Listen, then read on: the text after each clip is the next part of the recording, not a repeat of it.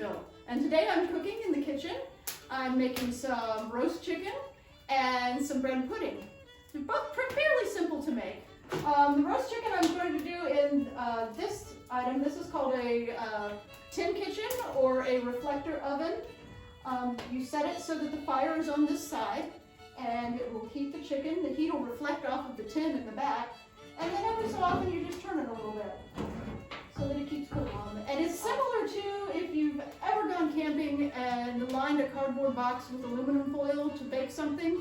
It's the same concept. It dates back to about the 1500s, so it's been around for a while.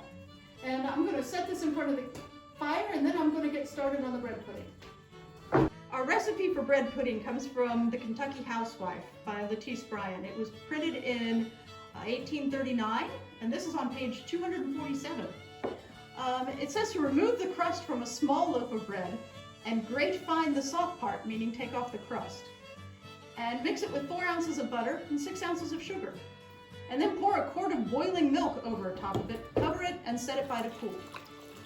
Then you're going to add a glass of brandy, grated nutmeg, and a teaspoonful of powdered cinnamon, and 6 well-beaten eggs, giving it a hard stirring at the last. You bake it a short time in a buttered dish and serve it cold.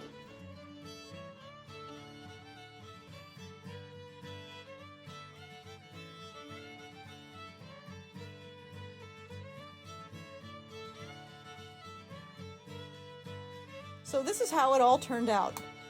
Thanks for watching, and we hope you'll come out and see us sometime and see what we're cooking.